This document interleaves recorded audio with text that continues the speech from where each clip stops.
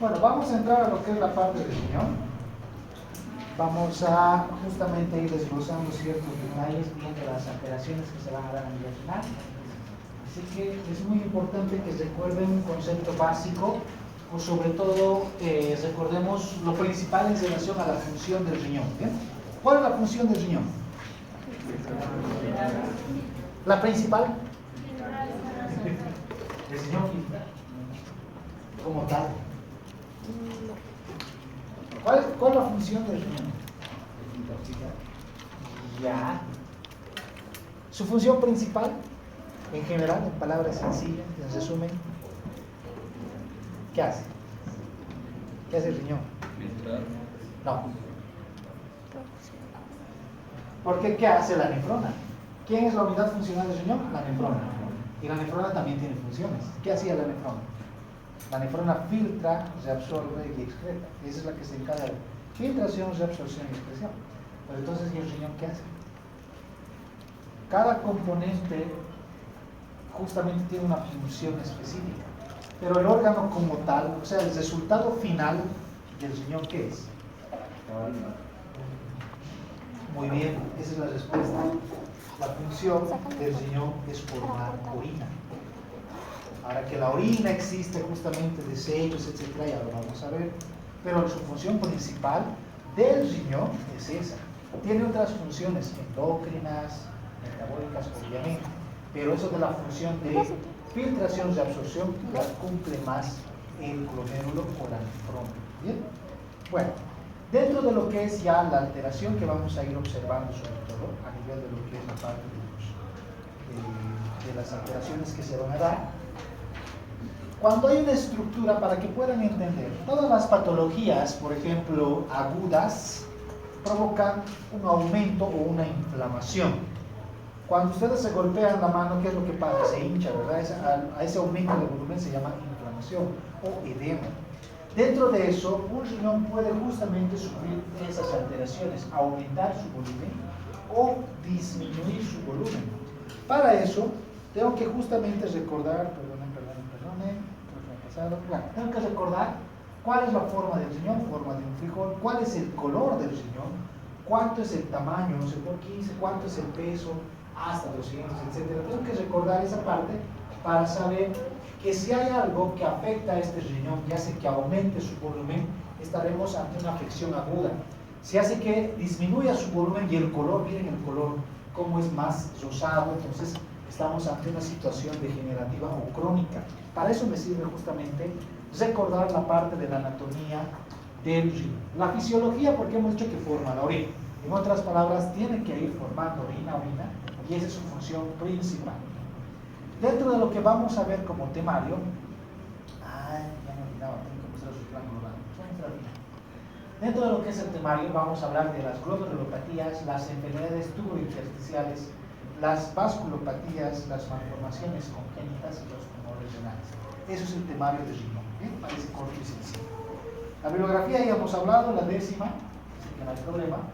Dentro de lo que es la parte anatómica, si bien tengo que hablar de las generalidades, es con un objetivo. Dentro de lo que se van a ver ustedes en la parte de la semiología, la patología como tal es una ciencia que va a integrar lo que es semiología, farmacología, fisiopatología, se integran dentro de la patología, porque estamos hablando de la enfermedad. ¿Bien? Para yo hablar, por ejemplo, de una enfermedad, tengo que saber dónde se encuentra para reconocer si es esa la estructura que se está afectando y saber qué estructuras vecinas tienen. Dentro de lo que es, por ejemplo, el riñón, ¿dónde se ubica por anatomía? ¿Dónde está? Sabemos que es un órgano retroperitoneal, pero ¿esto qué significa? ¿Dónde está?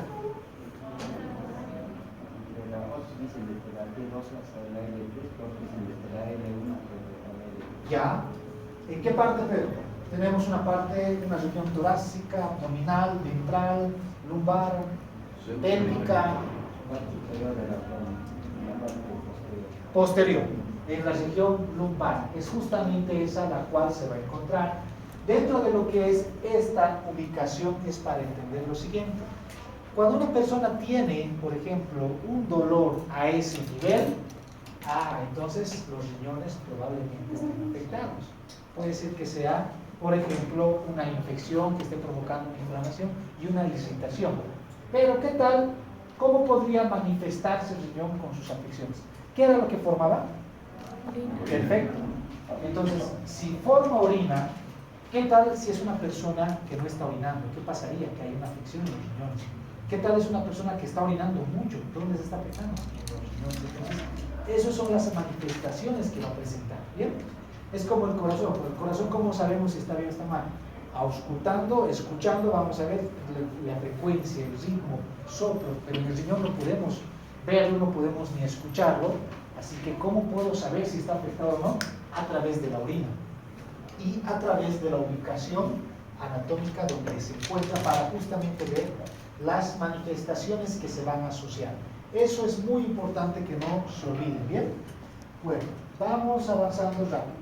Dentro de lo que es la parte macroscópica ya hemos ido viendo justamente cómo se tiene el color, el aspecto, se divide en lo que es justamente una corteza, una médula, en el cual va a tener lo que son las pirámides, luego de las pirámides los cálices, luego las pelvis renales, y se continúan con lo que es justamente los huesos. Entonces, muy importante. Pero como compartimiento histológico tiene tres. Antes, en la octava edición, antes de la novena, se decía que tenía 4 compartimentos: el glomérulo, lo que es justamente la parte tubular, el intersticio y los vasos sanguíneos. Y esos 4 compartimentos se van afectando y pueden provocar enfermedades o manifestaciones o lesiones a nivel del riñón. Un ejemplo, si la afección es en el vaso sanguíneo, esta es la más fácil de reconocer, ya lo han visto en Pato 2. ¿Cuál es la patología más común que afecta a los vasos sanguíneos? Sobre todo en pacientes obesos. La arteriosclerosis, que provoca una disminución de su luz, ¿verdad? Eso es lo mismo, es la misma arteriosclerosis que va a afectar a los vasos renales. Entonces ya sé.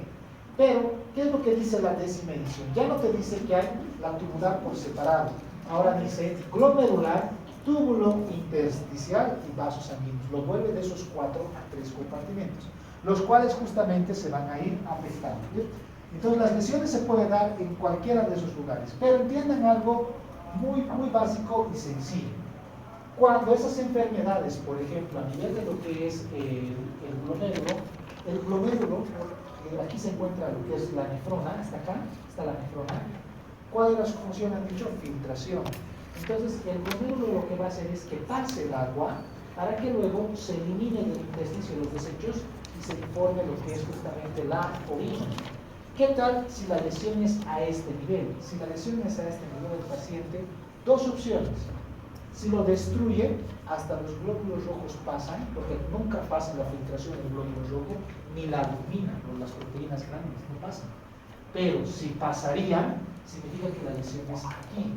¿Qué tal no orina? También se lesiona aquí o aquí. Entonces, eso es justamente lo que tenemos que ir, o lo que vamos a ir viendo en cada de las glomerulopatías. Ahí podemos ver una imagen de cómo se tiene lo que es justamente un riñón normal, la ubicación que tiene, la composición histológica, y luego vamos viendo que hay exámenes que nos van a ayudar para poder justamente observar. Dentro de los exámenes ya conocen para corazón, así que de ahí empezaremos.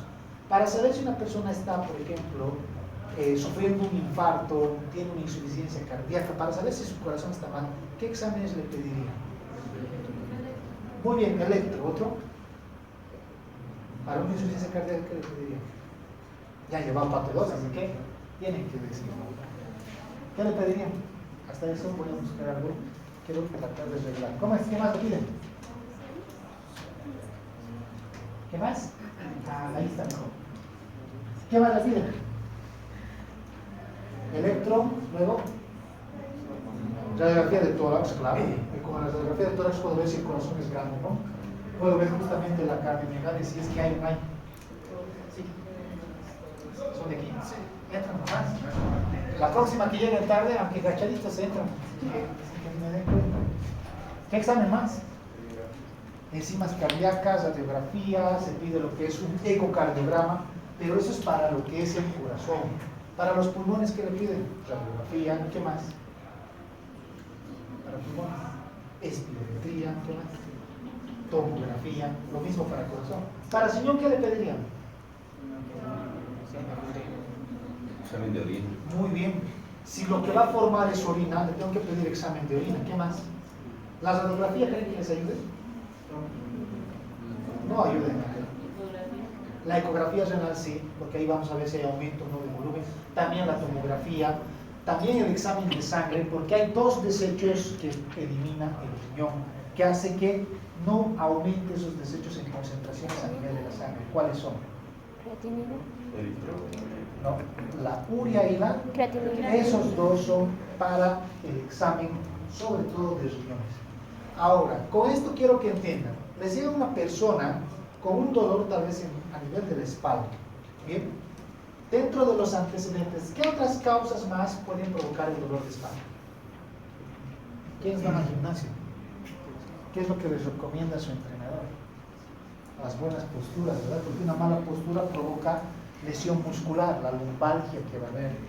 Otro, tengo que averiguar si mi paciente, por ejemplo, si es varón, le pregunto la profesión, porque es muy probable que trabaje tal vez de albañil, tal vez en una constructora o tal vez sea jardinero y va a estar todo el tiempo agachado, lo cual va a provocar lesión muscular. Entonces, para descartar que la lesión no es en los riñones. Pero si fuera mujer, ¿qué otras lesiones más podrían ser aparte de las renales a ese nivel? Si le empieza a doler la espalda. Si es varón, me voy a la parte ocupacional. Si es mujer, las amas de casa también tienen ese tipo de dolor. Las mujeres que dieron parto a cesárea. Hablan del dolor justamente por la parte de la infiltración, sí, se habla. Embarazo. El embarazo también puede provocar, ya, pero ahí vamos viendo, descartando, por ejemplo, patologías. Ahora nos vamos a lo siguiente. ¿Cómo voy a estudiar si mi paciente, por ejemplo, sí está afectado a los riñones con esa solicitud de exámenes? Aparte de las manifestaciones que tiene, le pido entonces urea, creatinina y examen de orina y ecografía más si es que puedo solicitar. ¿Por qué es importante esto? Para poder primero confirmar a los probables diagnósticos que vamos a ver. ¿Bien? Y siempre tenemos que tener diagnósticos diferenciales. Eso ya lo van a ver en la parte práctica y les voy a ir mostrando. Entonces ahí está un examen de tomografía, por ejemplo, para ver la ubicación, por la anatomía ver el tamaño, ver si hay un aumento, ver si hay alguna malformación que presenta, una masa, etcétera, que justamente nos va a dar ya para poder confirmar lo que es el diagnóstico. Ahí tenemos a la nefrona, dentro de esa función que va a cumplir, ahí está lo que es el glomérulo, donde va a filtrar y va a pasar a lo que son los túbulos para que cumplan esa función de reabsorción y eliminación. ¿Bien? Entonces, eso es importante. A nivel histológico, esa es la imagen. ¿Cómo sé cuál es cuál? Muy fácil. Esto de acá es el glomérulo. Ahí se puede observar glomérulo, listo. Todo esto que se ve como estos gusanitos que ven blancos son los túbulos por donde se filtra y se hace ese recambio, ¿no? Entonces es más sencillo de poder justamente reconocer. Ya lo que es la parte microscópica electrónica, porque tenemos un microscopio electrónico.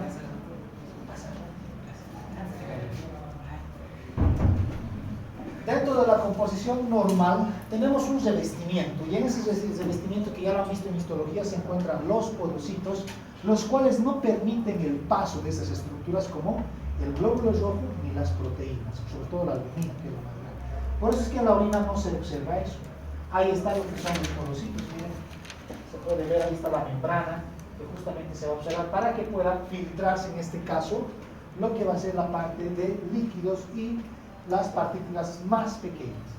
Entonces, ¿dónde se va a afectar lo que es justamente la estructura del riñón?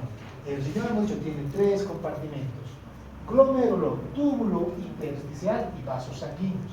Al intersticio ya no se considera separado, actualmente se lo toma en uno solo, por la siguiente razón.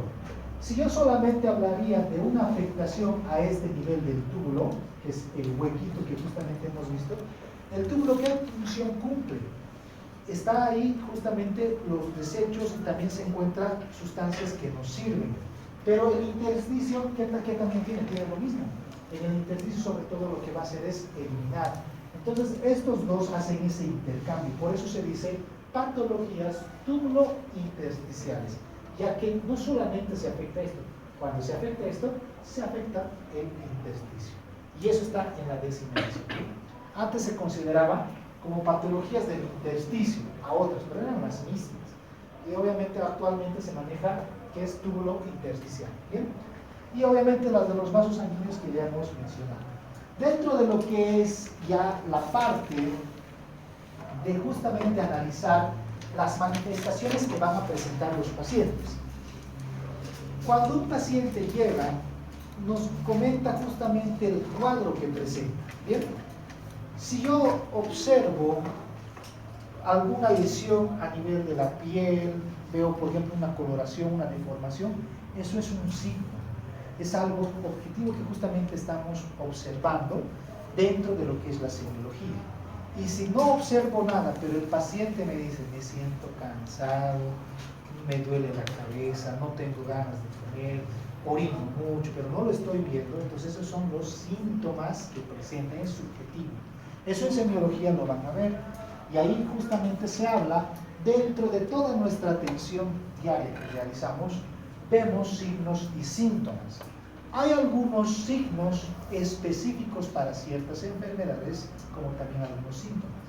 Pero, por lo general, a nivel del riñón, nunca se presenta algo propio, o sea, no hay uno o dos, sino hay varios.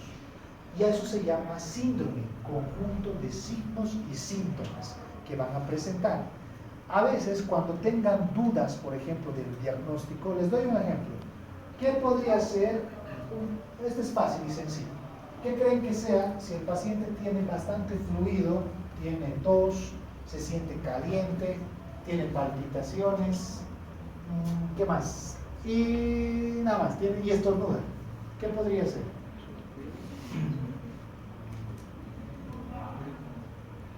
Un resfrío. Muy bien, un resfrío. ¿Qué más podría ser aparte? Neumonía tendría que tener algo más, pero podría llegar, digamos. Ahora, ¿qué tal? A eso le aumento que le empieza a doler la parte posterior del tórax, le duele, sobre todo cuando respira. ¿Qué sería? Empieza a toser con flemas, con sangre.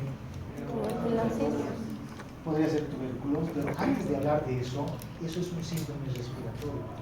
Porque dentro del diagnóstico, ya lo mencionaba, puede ser resfrío, puede ser gripe, puede ser neumonía, puede ser tuberculosis. O sea, hay muchas cosas que a veces presentan la misma manifestación. Eso, si presenta lo mismo, no puedo colocar en mi diagnóstico, no puedo colocarle 4 y luego al final, por los laboratorios, resulta que va a ser 1. Por eso se coloca síndrome. Si es que no sé qué es, entonces le coloco síndrome respiratorio, síndrome cardíaco, síndrome gastrointestinal. En este caso será síndrome renal, porque no sé justamente lo que es, pero por las manifestaciones que se presentan o las alteraciones que tienen, sé que se están afectando los riñones. ¿Bien? Y ahí está lo que serían las manifestaciones. Ese síndrome renal se ha dividido en 2 para que se pueda entender: síndrome nefrítico y síndrome nefrótico. Entonces, eso tiene que justamente verse de lo que va a ser las manifestaciones. Ahora hemos dicho que laboratorios vamos a solicitar. Por ejemplo, sangre. ¿Sangre qué? Ureacreatinina. La ureacreatinina tiene concentraciones normales. Si esto aumenta, significa que el riñón no lo está eliminando. Por eso su concentración de urea aumenta. Cuidado que se confundan. La urea que se evalúa es en sangre. Y la sangre, si este valor aumenta, es porque el riñón ya no orina, ya no elimina, por eso es. ¿Listo? O tiene una insuficiencia que no es capaz de eliminar los desechos. Y a eso se dice que su filtración, por eso FG, es filtración glomerular, está disminuido. Cuando un paciente tiene una alteración en la sangre, la creatinina se eleva, la urea se eleva, la filtración glomerular está afectada. ¿Dónde está la lesión? En el glomérulo. Porque ahí no va a filtrar. Bien, entonces eso es muy importante ver. Luego tenemos otras terminologías semiológicas. Hiperazoemia y lo que va a ser justamente la parte de la uremia. La hiperazoemia es igual a filtración glomerular disminuida con aumento de creatinina y el nitrógeno ureico en sangre aumentado. Eso es hiperazoemia. ¿Bien? y lo que va a ser la uremia, aumento de urea en la sangre, ¿no? Entonces, muy importante que justamente veamos. Dentro de lo que son las presentaciones clínicas que hemos ido mencionando, los síndromes que van a presentar, aquí están como título cuáles son las manifestaciones que presentan y luego tenemos que ir mencionando su definición de cada uno. Se dice síndrome nefrítico a una enfermedad glomerular en el cual tiene hematuria, pero el inicio es agudo. ¿La hematuria qué es? Presencia de sangre en la orina o glóbulos rojos en la orina. ¿Bien? Entonces es un paciente que está orinando sangre. ¿Qué más? Tiene proteinuria leve o moderada y tiene hipertensión leve. Entonces, un síndrome nefrítico es un paciente que recientemente empieza a decir que la orina que elimina es color rojo, que empieza a tener dolor de cabeza. El dolor de cabeza puede ser por hipertensión. Le tomas la presión arterial, el valor normal, ¿cuánto es? 120. 80. Muy bien. Y resulta que tiene 140, 85. Entonces ya estamos con lo que es un grado 1. Estamos viendo cómo pero es leve, entonces tiene una hipertensión.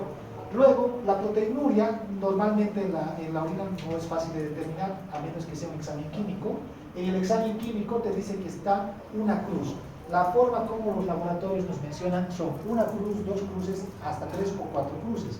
Es como si fuera leve, moderado y severo. ¿Listo?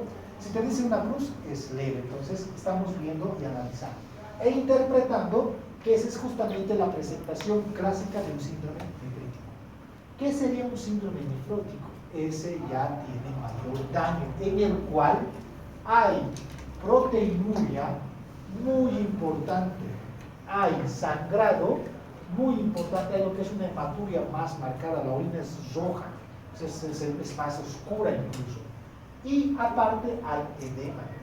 Ya el paciente, a un inicio, la orina que hace es en menor cantidad, es poquito, pero es muy concentrada y muy roja, y luego se empiezan a hinchar los pies, hay un edema, se empieza a hinchar todo el cuerpo. Eso se llama nasal, que es un edema generalizado. Y luego se afecta a nivel del hígado. Se afecta con, si el riñón lo que no hacía era que pase la albumina, ¿verdad? ¿Qué tal ahora se afecta y la albumina se está eliminando por la orina? ¿Cómo se llamaría la eliminación de albumina por la orina?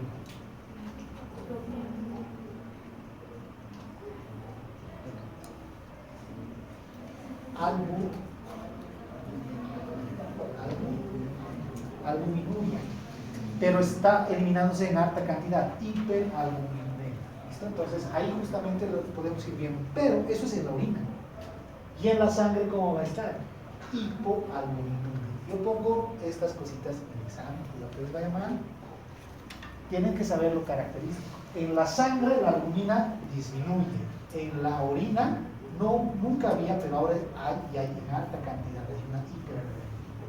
¿Qué más? Los triglicéridos que van a aumentar, hipertriglicéridos. Esas son manifestaciones características para lo que son síndrome nefrótico. Las otras, hay otras dos más. Luego tenemos la insuficiencia renal aguda, insuficiencia renal crónica. Estos son característicos. O sea, tienes un paciente que empieza a orinar sangre, o sea, empieza a orinar rojo, no sangre, está orinando rojo, le tomas la presión arterial, está aumentado, le sacas un laboratorio para ver cómo están las proteínas, están justamente disminuyéndose, pero en la orina están presentes. Hay eliminación de proteínas por la orina, pero es una cruz. Diagnóstico, síndrome nefrítico, así de fácil. Tienes otro paciente que su orina es muy roja, pero es en poca cantidad, muy concentrada, le pides proteínas en orina y te salen 3 cruces o 4 cruces, lo significa que es muy elevado. Tiene su presión arterial muy más elevada. Y en el otro era 140, 85, en este paciente 160, 95, entonces está muy elevado. Aparte, te fijas, sus pies están hinchados, tiene edema, diagnóstico, síndrome nefrótico. Es así como se puede llegar a lo que es el diagnóstico. Pero ahora, otra situación. Es un paciente que su urea está aumentada, su creatinina también está aumentada. No tiene hipertensión, no hay proteínas, pero la urea y la creatinina sí están elevadas. Significa que no los puede eliminar. ¿Y cuál era la función del riñón? Formar orina. ¿Con qué? Eliminar los desechos. Pero la insuficiencia renal se denomina a que el paciente, miren, tiene una disminución en la orina, oliguria o anuria, que es la reducción de la orina por debajo de 500 cc. Aparte, miren, lo que hemos dicho, ha aumentado la urea azotenia de inicio reciente, los cuales dan que es un riñón insuficiente y que es de una presentación reciente.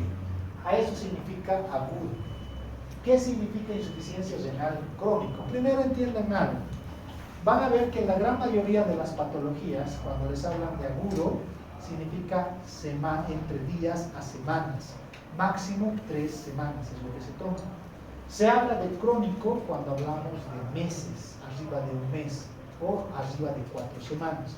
Si es un paciente que ha venido por un dolor, ahora estamos en agosto, ¿qué tal? Es un paciente que te dice que le duele desde abril. Es un dolor crónico, porque ya tiene ese tiempo. Pero ¿qué tal si es un paciente que te dice que el día de ayer ha empezado este dolor? Es un dolor agudo. Entonces se dan cuenta de la diferencia en relación al tiempo. De ahí sale crónico y agudo. A veces dicen, ¿a qué se debe crónico? Si es un paciente que tiene 29 años, va a ser crónico su dolor si es que es más de un mes.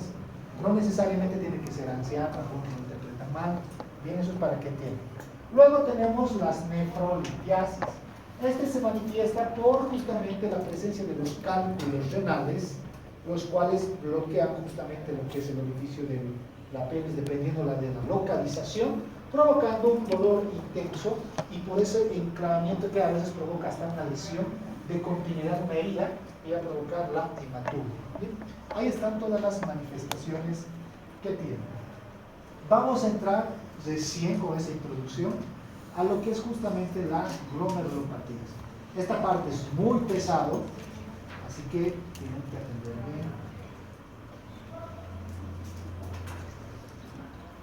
bien. Bien, dentro de lo que es el primer componente del riñón, que va a ser el glomérulo, vamos a ir viendo que dentro de estas enfermedades glomerulares, como definición vamos a mencionar que es una inflamación del glomérulo. Por eso se llaman glomerulopatías, ¿sí? O glomerulonefritis. Ese es el término. Glomerulonefritis. El término itis hace referencia a inflamación. Glomérulo más la nefrona están inflamados. Por eso glomerulonefritis. Dentro de lo que va a ser la parte de quién lo desencadena, esto es muy sencillo y fácil. El problema va a ser que van a ver que hay varios componentes. El único que provoca las glomerulonefritis o las glomerulopatías son mecanismos inmunitarios. ¿Qué significa? Que el sistema inmunológico lo ataca. ¿Bien? ¿Y cuál era la función del sistema inmunológico? Defensa. ¿Qué hace el sistema inmunológico? Defensa del organismo. Muy bien, lo que hace es protegernos contra agentes externos, ¿verdad? Pero en este caso dice que ellos nos atacan. Y esto se ha observado en otra patología más frecuente en el sexo femenino, de 50 años para arriba, donde se afecta más son las manos, las rodillas, la cadera, y como antecedentes por purgar agua, por lavar ropa, etc. ¿Cuál es? Muy bien, el famoso reumatismo, la artritis. La artritis es una infección inmunológica, justamente se debe por un mecanismo inmunológico, igual que las glomerulopatías. El mismo cuerpo es el que lo ataca. Puede desencadenarse por situaciones. Ha habido casos reportados, por ejemplo, ¿cuántos se han hecho colocar la cuarta o la quinta dosis de Johnson & Johnson? ¿Qué se ha hecho colocar? ¿La tercera, la cuarta? La AstraZeneca, cuarta, quinta. ¿Cuántos se han hecho colocar más de 3 o 4 dosis ya? De cualquiera. Más bien están vivos, se agradece.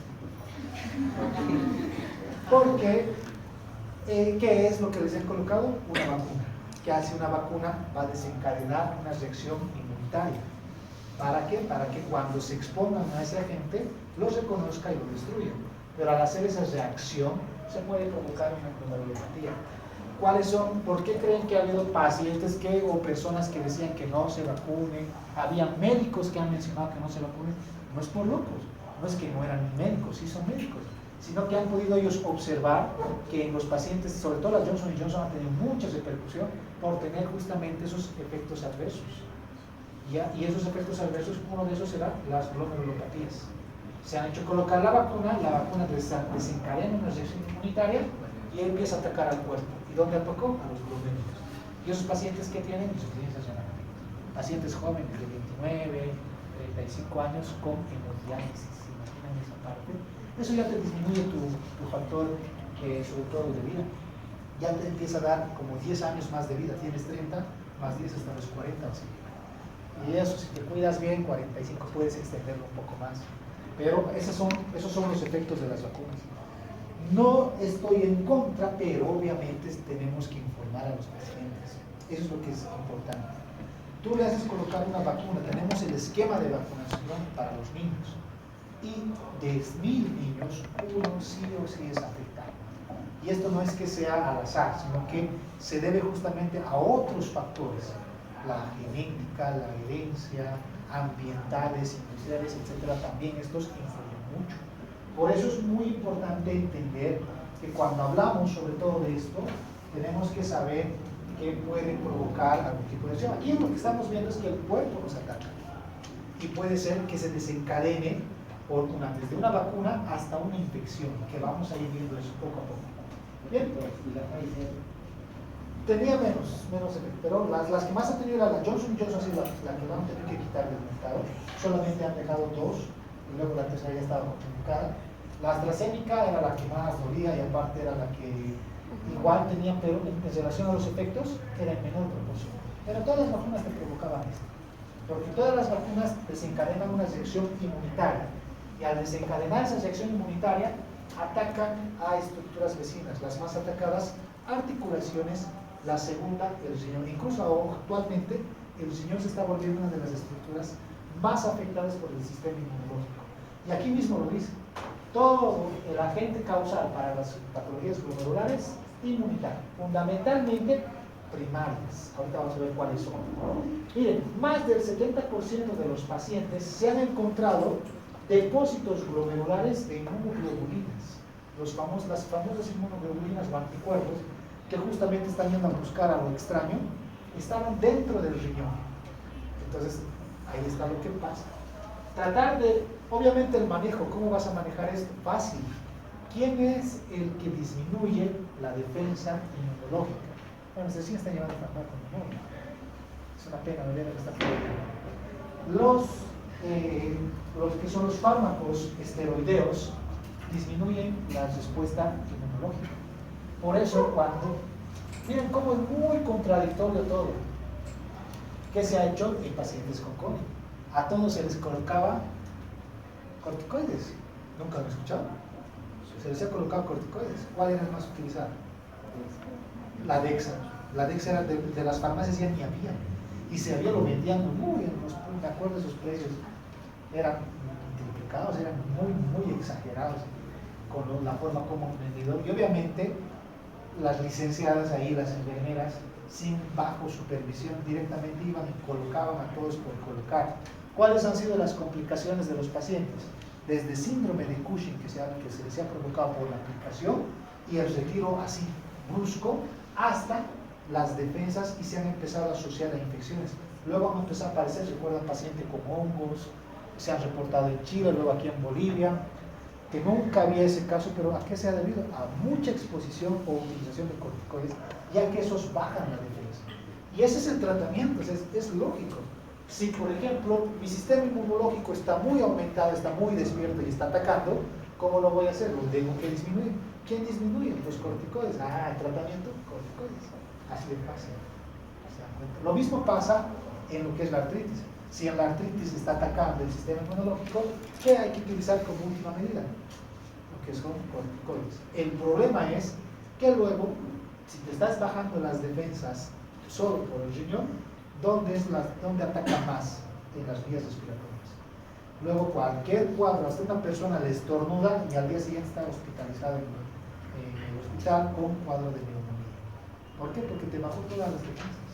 Ese es el problema con la utilización de estos medicamentos. Pero por eso es difícil, es una espada de doble filo cuando manejamos sobre todo esto. Muy bien. Ahí tenemos todo lo que vamos viendo en la mácula densa. Aquí lo que me interesa es que veamos al glomérulo. Ahí está lo que son sus arterias, ahí están los espacios por los cuales entonces pasan justamente lo que va a ser solamente micropartículas y agua. Y todo lo que son glóbulos rojos se van por acá y no llegan a los tubos. Eso es lo normal. Pero ¿qué es lo que pasa cuando se afecta? Cuando se va a afectar, antes de eso, aquí está un glomérulo normal. Hay células, todas las células, si se acuerdan desde el nivel de organización básica del cuerpo, y es como, por eso se dice que la estructura del cuerpo es como una estructura arquitectónica en base a que respeta ciertos parámetros. ¿Qué significa? Para construir, por ejemplo, este lugar, miren cómo tiene esa secuencia de armado, y es lo mismo a nivel de todas las estructuras, no solo del riñón.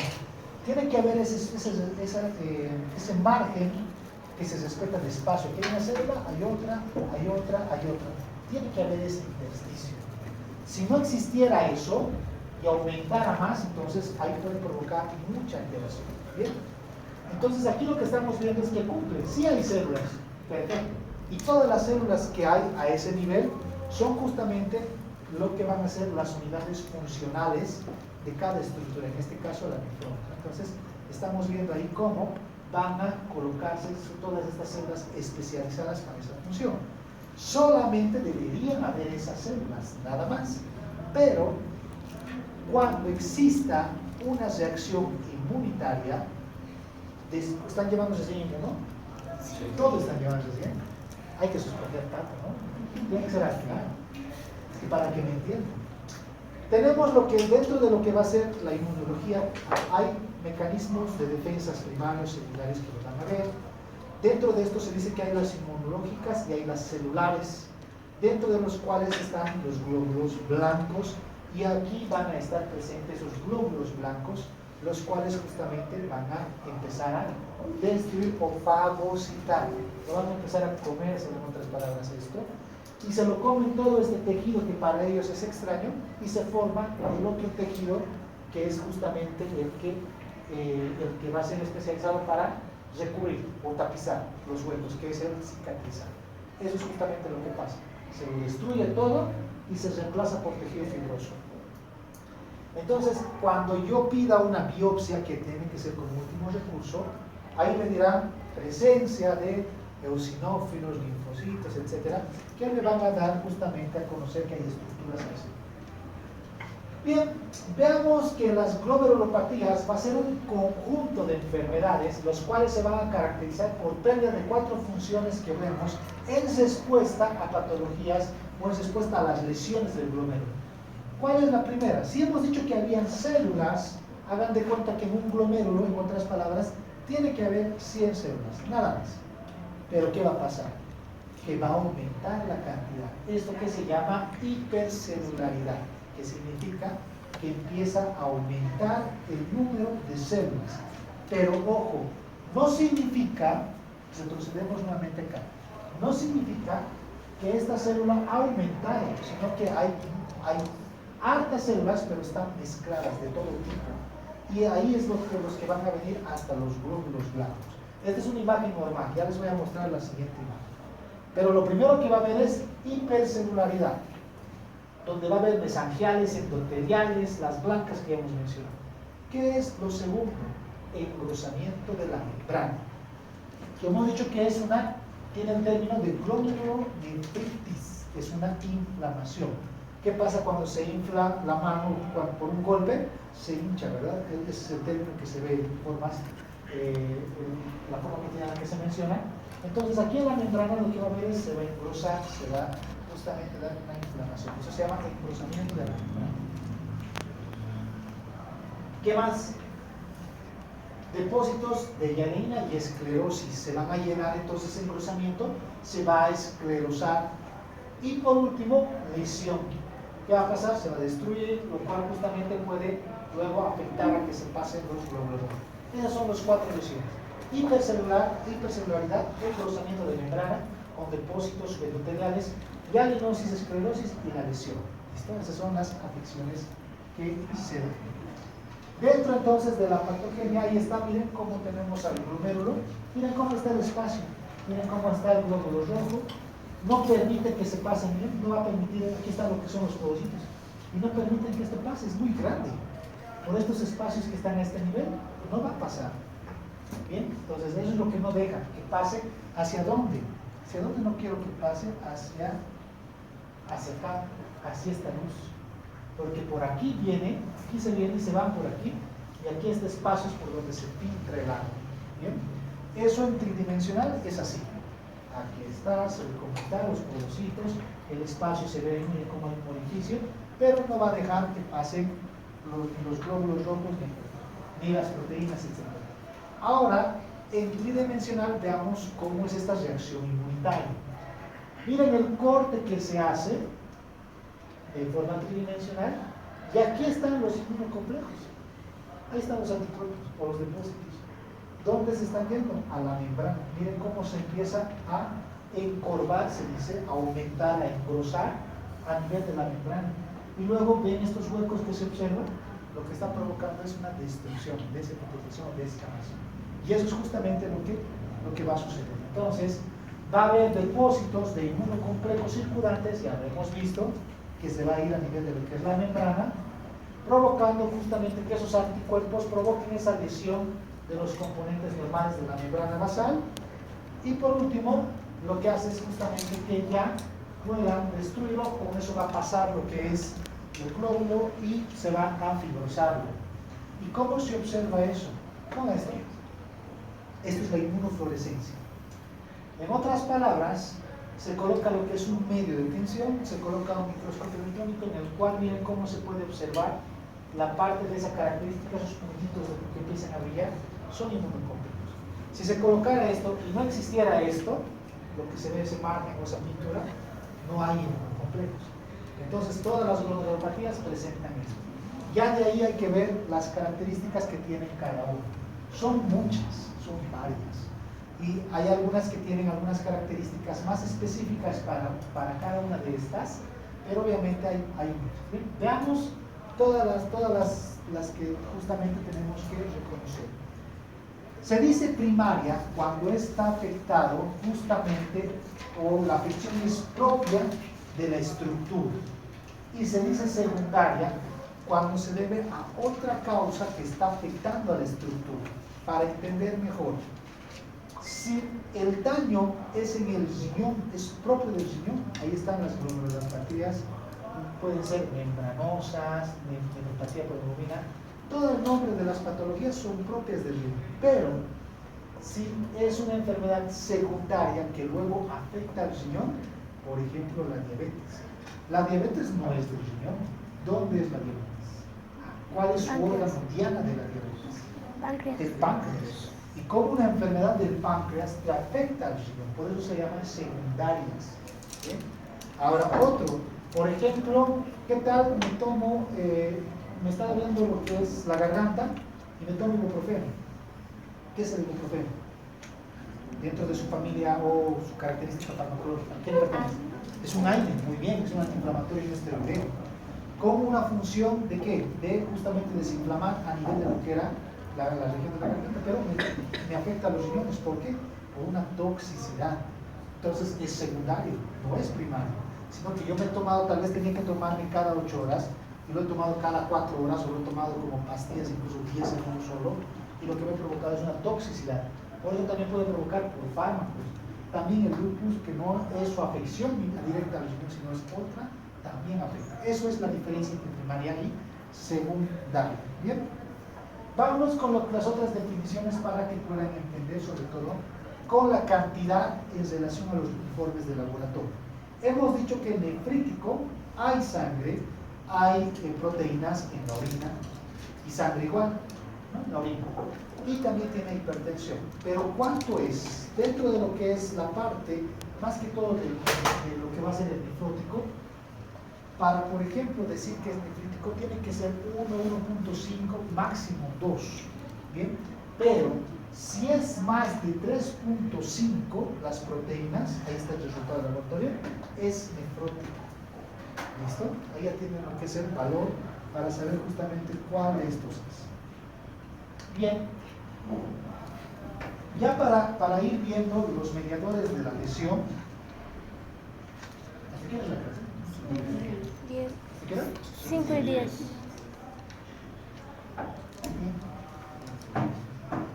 Dentro de lo que son los mediadores de la lesión glomerular, entonces vámonos a lo que les he dicho. El problema es que ustedes inmunología no lo están llevando, ni SEM, ni fármaco, por eso muchas cosas a veces les va a parecer pesado. De todas formas voy a ir explicándoles solamente de forma básica, les voy a explicar toda su función.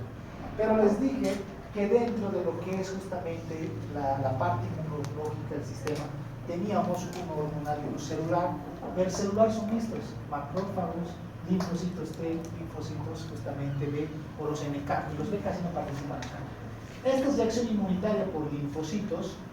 Todos estos lo que provocan es que se vayan estos complementos, se unen, y estos van a venir ¿para qué? Para destruir. Eso es lo que hacen en otras palabras. Estos se fijan en la membrana de lo que es justamente el glomérulo, y estos vienen, y su acción de todos estos es destruir. En condiciones normales destruyen desde bacterias hasta virus, pero aquí ¿qué va a pasar? Van a destruir al tejido o al órgano como tal, ¿no? Eso es lo que pasa. Entonces veamos otra vez en la parte tridimensional. Aquí están lo que son los podocitos normales adheridos a la membrana, y cómo cuando viene lo que son los sistemas inmunológicos los empiezan a descamar a esos podocitos. Y esto era como el ladrillo, lo cual no permitía el paso de esa estructura más grande. Si esto ya se pierde, como si nada va a pasar. Por eso hay la presencia de sangre en la orina. Cuando ustedes vean un paciente que orina justamente de color rojo, dos consideraciones antes de eso, para que no me digan que podría ser. ¿Qué tendría que preguntar? Si el paciente me dice estoy empezando a orinar rojo, no tiene nada más y solamente dice que la orina es de color rojo, ¿qué tendría que preguntar? ¿Qué ha comido? ¿Cómo? ¿Algún alimento? Eso, en relación a la ingesta de alimentos anteriores. ¿Qué alimento? Beterraga. Perfecto, y si les dice que no tiene, que nunca había comido, que no sabe qué es eso.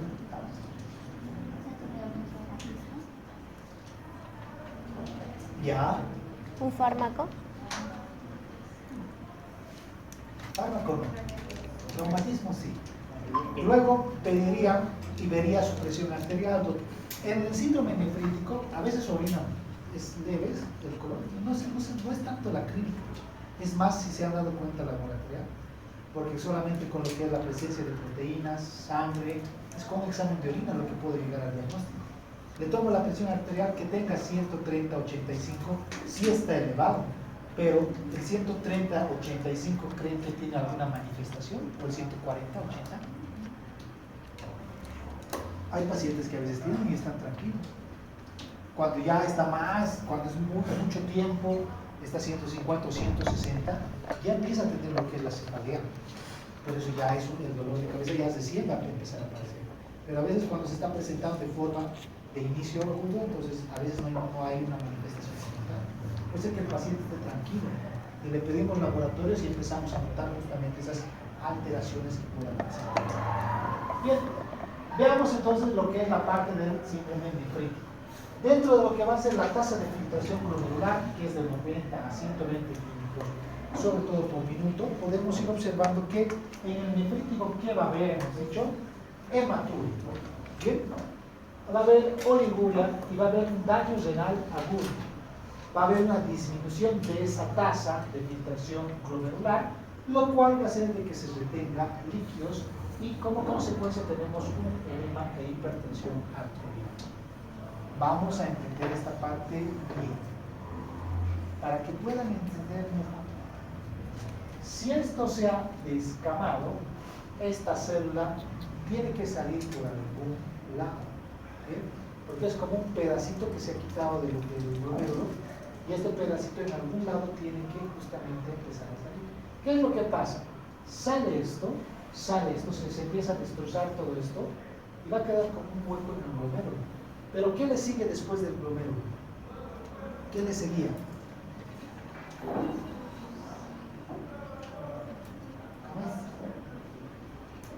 ¿Qué está el glomérulo?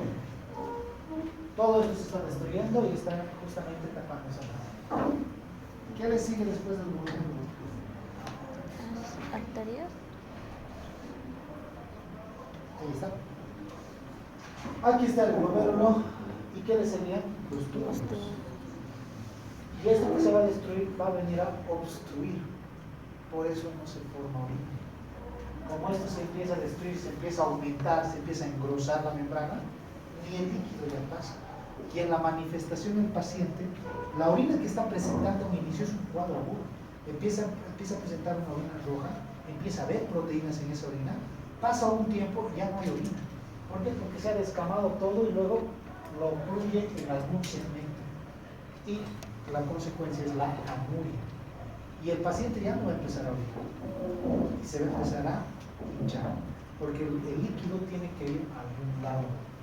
Ustedes saben que por fisio les ha mencionado que existen dos compartimentos principales y hay un tercero. El intracelular, extracelular. Y en el extracelular estaba el intersticial y el vascular. Y luego se tiene que esos dos corresponden al tercer espacio, o tisular en otras palabras. ¿Qué es lo que significa eso? Que entre el extra y el intra, que el agua justamente estaba rotando por aquí, como no puede aumentar su presión, tiene que escapar a algún lado. Y escapa a nivel de los tejidos. Y donde más se observa eso son en extremidades inferiores y en abdomen. Por eso los pacientes sus pies empiezan a hinchar, o si no la pancita se deshincha y se llama asitis, un cuadro de asitis que justamente se da. Pero en la parte del riñón, sobre todo son los pies que van a presentar, pies de elefantes, que justamente se les menciona.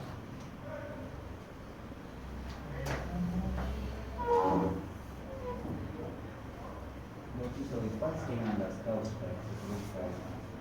¿Cuál? El síndrome nefrítico sea bacteriano. Ahorita vas a ver sonar.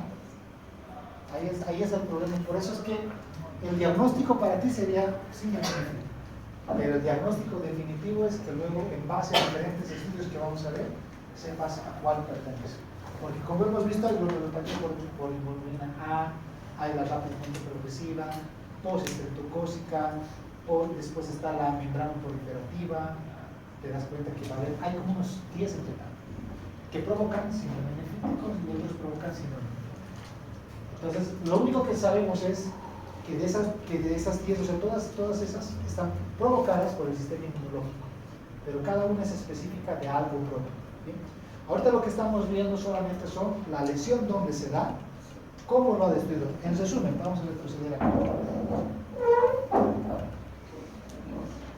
En resumen, lo que hemos dicho es lo siguiente. El primer componente del riñón que se encarga de su función, sobre todo a nivel de la nefrona, es el glomérulo, que va a filtrar. El glomérulo no permite el paso del glóbulo rojo a lo que es la parte tubular o a la orina. ¿Bien? Ni las proteínas, eso es lo que hemos dicho de forma normal. Lo que pasa en las enfermedades que afectan a este glomérulo, a todo esto, se debe a una reacción del sistema inmunológico. Y el sistema inmunológico se activa, hasta lo hemos dicho, por una vacuna. Y cuando se activa, ¿qué es lo que hace? Hace que esos inmunocomplejos, que son estos, se adhieren a la pared, se pegan a esa paredcita y lo empiezan a destruir. Lo destruyen. Y cuando lo destruyen, el glóbulo rojo pasa y las proteínas pasan. Lo cual el paciente en la clínica orina sangre y en el análisis de orina hay proteinuria, ¿no? Pero va a pasar un tiempo porque eso se está destruyendo, se está empezando a engrosar más y se está destruyendo y se cambia. Esto no va a quedar así como hueco. El cuerpo empieza justamente a modificar. Es como una herida. Si yo me hago una herida, va a empezar a cicatrizar, ¿verdad? Y esa cicatriz se nota, se queda como una línea. Y es tejido fibroso, es lo mismo. Esto empieza a cicatrizar, tiene que cicatrizar este tejido. Y obviamente entonces se cambia, este tejido ya no va a ser el tejido justamente del riñón, sino va a ser un tejido, en este caso fibroso, lo cual se modifica. Ya no cumple la función que tiene. Si esto progresa así, va a llegar hasta una insuficiencia renal crónica y el riñón ya no sirve. Eso es lo que pasa. Esto va a ir afectando, como lo dice, en un segmento, llegando a afectar casi todos los riñones.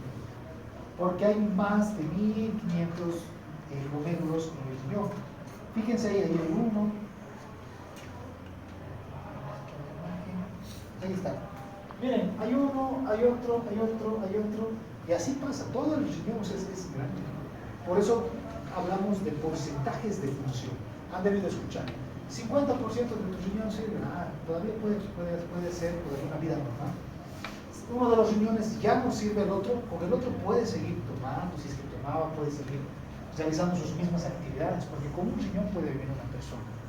Pero si de ese riñón que tiene, la mitad ya está afectada, habrá que disminuir desde lo que son colorantes. Tendrá que disminuir la ingesta o tendrá que ser más controlada la ingesta de líquidos.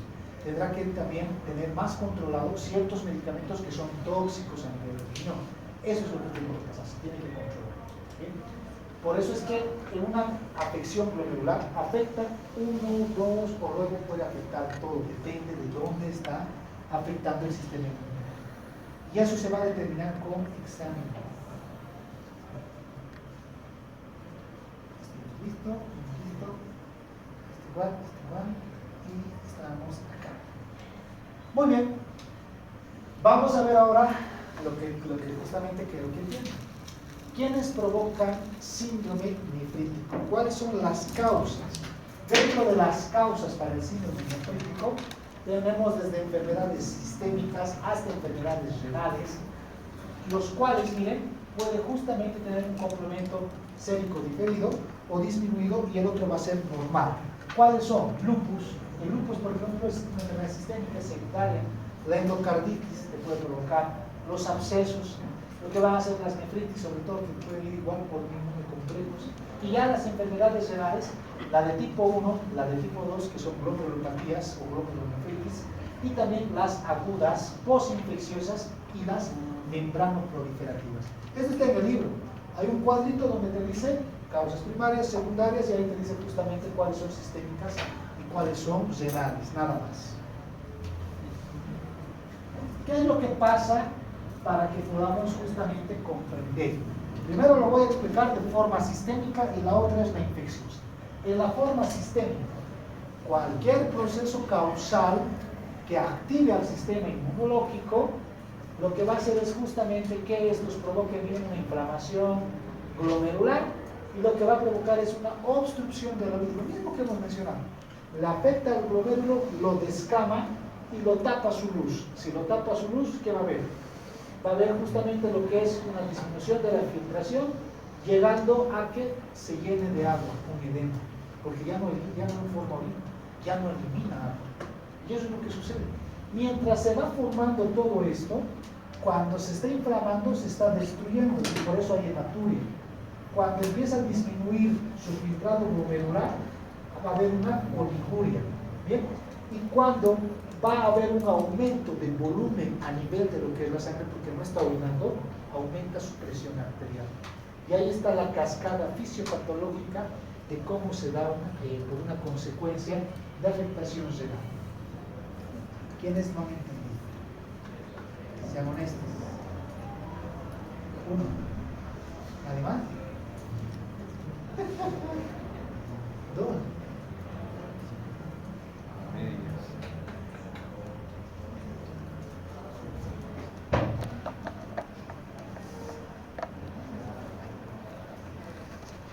Con chubis. Listo. Ahí está un glomérulo normal, pero ahora sí voy a utilizar un ejemplo de una enfermedad para que lo entiendan mejor. Es un paciente niño, será más en los niños, en los cuales se tiene una infección respiratoria. Actualmente hay muchos cuadros respiratorios. ¿Bien? Le tratan con medicamento, le están dando ibuprofeno. Todos los medicamentos se eliminan por dos vías. Renal es la principal y la hepática es la segunda. ¿Bien? El ibuprofeno se elimina por vía renal. Entonces, si yo voy a tomar ibuprofeno, bueno, en este caso, en nuestro caso clínico o ejemplo es un niño. Al niño le están dando ibuprofeno y la mamá le está dando en dosis exagerada o le está dando lo normal, pero la afección que tiene del microorganismo es muy agresiva. No nos olvidemos que todos los agentes viajan ¿por dónde? Por el torrente sanguíneo. Eso tienen que entenderlo muy bien. El torrente sanguíneo, esto es clave para entender todo. Si yo tomo un medicamento por vía oral, no importa, va a llegar a la sangre. Si yo me hago colocar por vía intramuscular, va a llegar a la sangre. el más directo es la vía EB, porque ya está en la vía venosa, ya está en la sangre. Bien, hasta la vía rectal o lo que son justamente los supositorios llegan a lo que son justamente las venas renales y van a llegar a la sangre. En otras palabras, todo lo que circula en el cuerpo circula por la sangre. Se ponen hormonas, sangre. Todo es por la sangre. ¿Bien? Entonces, el microorganismo cuando provoca una infección y luego de esa infección que era a nivel respiratorio te llega a afectar a los pulmones, eso ya se conoce como llegando a una neumonía y su complicación es una sepsis. ¿Por qué hablamos mucho de sepsis? Significa que el microorganismo llegó a la sangre. Si llega a la sangre, va a llegar a todo lado. Por eso cuando no tratan a un paciente, uno cree que tiene un cuadro respiratorio, no va a pasar nada, es mentira. Si esto sigue progresando, sigue proliferando y llega a la sangre, de ahí rápidamente afecta al órgano más cercano. Si por ejemplo estoy enfermo de las vías respiratorias, tengo una faringitis y no estoy tomando ni medicamentos, nada, ahora ya ha empezado a crecer la flora microbiana y va a afectar. El siguiente órgano, ¿cuál es? Corazón. Va a llegar y ahí provoca las carditis infecciosas. Después del corazón, ¿cuál va a ser? El riñón. El riñón va a ser el segundo componente o el tercero, en este caso, de su afección. Entonces, lo mismo. Va a llegar por un mecanismo hasta acá y llega o no llega aquí y va a provocar justamente que los inmunocomplementos se vayan a pegar a este nivel. Mientras se está tratando al niño con el ibuprofeno, el sistema inmune del cuerpo tiene un mecanismo de defensa. Sí o sí va a defenderlo. Que no sea competente para defenderlo es otra cosa. Entonces, si es muy competente, lo destruye y a veces queda en la sangre y va a circular por todo lado. Si este complemento está defectuoso, apenas llega acá, lo reconoce como extraño. Eso es lo que pasa. No es que a todos nos va a atacar, no es que yo me enferme y voy a tener una glomerulopatía, no, sino que si es una infección, lo cual ha hecho que el complemento tenga que evolucionar, tenga que adaptarse, etc., y luego llega acá y lo reconoce como algo extraño, se debe justamente a algún tipo, a algún factor de alteración, que normalmente se ha buscado y se dice que es genético.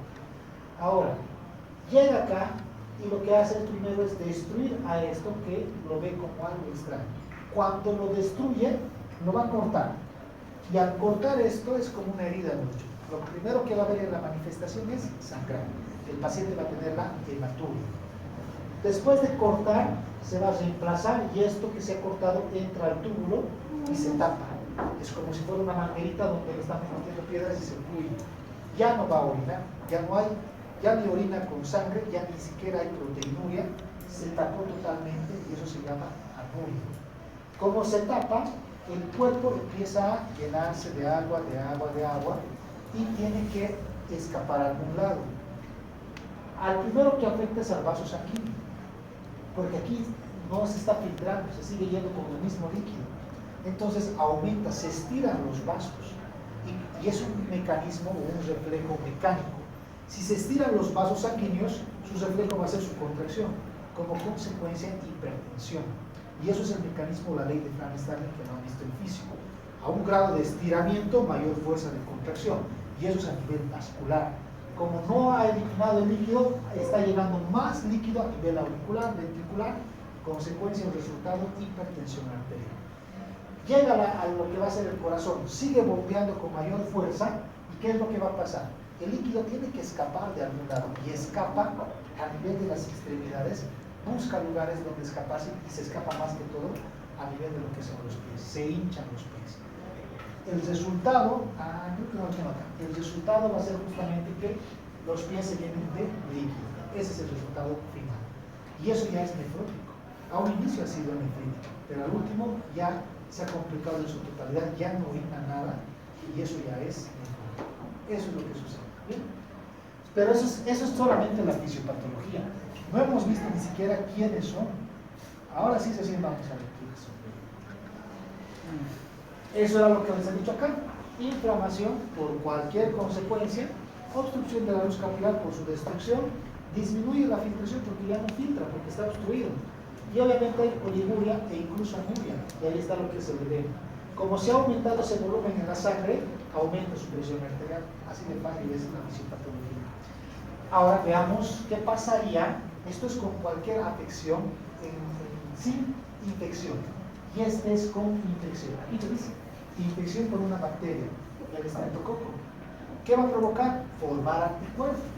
Los anticuerpos, ¿qué tenían que hacer? Ir a destruirle a este estreptococo. Pero, lastimosamente, como se han formado muy jóvenes, no saben disparar bien o matar bien, lo que ustedes quieran, llegan a la pared del riñón y piensan que es justamente el estreptococo y lo empiezan a destruir. Esos son los linfocitos o neutrófilos inmaduros. Y eso sucede en ¿bien? Sí se da eso. Sobre todo en los niños se da. Por eso hay que tratarlos muy rápidamente a los niños, ya que si la infección en un niño llega rápido a una sepsis y afecta a los riñones, en los niños rápidamente puede progresar a una muerte, si es que no se da. En un adulto todavía se puede manejar, la evolución es más rápida, provocando reacciones de hipersensibilidad tipo 2, tipo 3, llegando a provocar una inflamación glomerular. Esto lo traes acá y lo mismo vuelve a provocar. Y es así como justamente se da todo este mecanismo de reacción. El nefrótico ya se debe justamente cuando hay demasiadas proteínas en la orina, proteína 1, pero hemos visto de más de 3.5. Muy poca proteína en la sangre, ojo con eso. Elimina más y en la sangre va a disminuir. Y ahí va a haber una hipoproteinemia. Demasiado colesterol, porque tiene que formar más proteínas. ¿Quién forma esas proteínas? El hígado. ¿A través de quién? Del colesterol. Entonces lo que va a hacer justamente es que se aumente y va a haber una hiperlipidemia. ¿Cómo van a estar los triglicéridos? También van a estar altos y en la sangre. Y por último, ¿qué va a pasar con los pies, las extremidades inferiores del paciente? Se van a hinchar. Los pies, los tobillos, provocando un edema, incluso generalizado, conocido como atrasado. La característica del nefrótico es el edema, El edema generalizado, o si quieres un edema severo, porque el nefrítico también tiene edema. Antes, en la 8ª edición, decía edema era sinónimo a nefrótico, pero ahora el edema hay en los dos. Pero existe lo que es un edema leve y un edema generalizado. El edema leve es que, por ejemplo, solamente se le hinche hasta a nivel de los tobillos, o se le hincha alguna cavidad por los ojitos o la carita, nada más. En cambio, un edema generalizado es que sus pies están muy hinchados, su cara también se hincha todo el cuerpo. Y obviamente ese es el nefrótico. El nefrítico, edema leve, nada más. Así se lo conoce como edema leve. Si quieren, en cruces que antes se manejaba esto, nefrítico, edema, una cruz. Nefrótico, 3 cruces. Desde ahí se toma. Muy bien. Ya hemos visto entonces lo que es la parte de su afección. Ahora entendamos algo. Hemos dicho que afecta lo que era el glomérulo. Puede afectarlo de forma difusa. Cuando es difuso afecta aquí. Hagan de cuenta que todo el pizarrón es un riñón. Entonces un polo superior, un polo inferior. Puede afectar aquí, de forma saltada. Eso es difuso. Puede afectar de forma focal. Puede afectar a todos los que están aquí. Puede afectar algún segmento, se divide en diferentes segmentos. Puede afectar este segmento, la mitad inferior, la mitad superior, o puede afectar todos. A eso se refiere su afección que se da. Bien, la presentación en cualquiera es diferente. No todos pueden presentar, o no hay algo característico que alguno sea focal, siempre no. Tienen ese tipo de presentaciones. ¿Cómo es la parte de su evolución? Bueno, dependerá mucho de la gravedad de la lesión, de su naturaleza, de la persistencia de ese anticuerpo, del estado inmunológico del paciente, de la edad y de la genética. ¿Qué significa esta parte? Que para que el paciente tenga esa afección o esa afección sea muy brusca en uno de ellos y en otro no, depende de muchos factores. Un ejemplo, ¿en quién creen que la infección sea más fuerte? ¿En un niño o en un adulto o en un anciano? ¿Cuál? En el niño. El segundo, anciano. Y por último, adulto. Ese es el orden. Los niños son más susceptibles. En segundo lugar, los ancianos. Entonces, por eso la edad es importante saber. Para que, por ejemplo, si ese niño tiene una glomerulopatía, en otras palabras, si no le manejamos rápido, tiene alto compromiso de que pueda agravarse más, ¿no? Entonces, eso es lo que nos dice de que tenemos que saber que su evolución depende de su edad. Se ha visto que la genética, ya les he dicho, que actualmente se sabe que todas las afectaciones por esos inmunocomplejos es genético. Y ahora, si por ejemplo yo he tenido glomerulopatía, mi descendencia de igual manera. Por eso es muy importante preguntar. Y en la historia clínica, que les van a dar en semio, van a ver ahí, dice antecedentes. Entonces ahí tú preguntas antecedentes en relación a los familiares de primer grado. Su papá tiene alguna patología de base, ahí te dirán, sí, mi papá tiene diabetes. El hecho de que ella tenga diabetes te da alta probabilidad de que él también pueda tener diabetes. Si te dice que tiene, por ejemplo, glomerulopatía, ha tenido una insuficiencia renal, ojo, por la genética también puede ser que presente insuficiencia renal. Eso es lo que nos menciona eso. El estado inmunitario. Esta parte es medio contradictoria, porque si hemos dicho que si una persona está con un buen estado inmunológico no debería haber ningún problema, ¿verdad? Pero ¿qué tal ese estado inmunológico está muy exacerbado, o sea, está muy aumentado en este paciente? Entonces puede ser muy agresivo. ¿O qué tal es pobre, no tiene estado inmunológico? Entonces igual puede ser, puede provocar un efecto a lo que es justamente el nivel de los riñones. La persistencia del anticuerpo depende mucho. Si es que se queda a nivel de lo que es justamente la membrana, va a seguir destruyendo. Entonces, depende mucho de su naturaleza, de todos estos, de cómo vaya a afectar, destruyendo a las nefronas funcionales, disminuyendo el infiltrado glomerular hasta un 50% y puede ser focal, segmentario, y por último, como resultado, ¿qué provoca? Fibrosis tubulointersticial. Y eso lo mencioné. Tanto que lo va a lesionar, se tiene que reemplazar. ¿Por qué? Por tejido cicatrizado, en este caso tejido fibroso. Bien, entonces eso pasa a nivel glomerular. A nivel de la lesión tubulointersticial, ¿qué va a pasar? Va a haber lo que es una isquemia, una inflamación, y va a haber lo que es justamente la parte de las proteínas. Todo lo que hemos ido viendo es un resumen de un cuadro de cómo se afecta el glomérulo, luego se obstruye el tubo intersticial, provoca la isquemia por oclusión y todo el riñón se va justamente a, en otras palabras, a necrosar, por una hipoxia que se va a dar. Y se cambia ese tejido por tejido fibroso intersticial. Ahí están todas las patologías que vamos a ver. Eso simplemente ha sido una introducción. No hemos visto ninguna patología.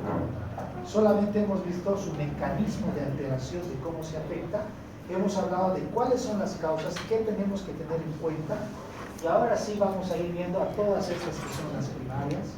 Vamos a hablar solamente dos de las secundarias y uno o dos trastornos hereditarios. Y después todos. Muy bien, vamos a empezar con la glomerulopatía membranosa. Descansa, descansa.